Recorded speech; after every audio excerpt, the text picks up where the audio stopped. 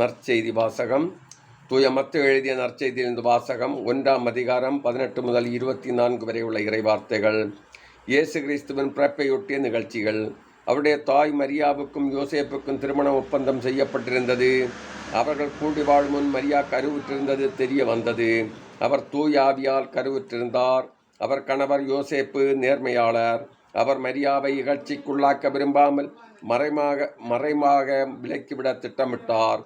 அவர் இவ்வாறு சிந்தித்துக் கொண்டிருக்கும் போது ஆண்டவரின் தூதர் அவருக்கு கனவில் தோன்றி, யோசேப்பே, தாவீதின் மகனே, உம் மனைவி மரியாவை ஏற்றுக்கொள்ள அஞ்ச வேண்டாம்.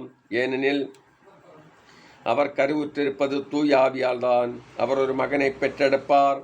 அவருக்கு இயேசு என பெயரிடுவீர். ஏனெனில் அவர் தம் மக்களை அவருடைய பாவங்களிலிருந்து மீட்பார் என்றார்.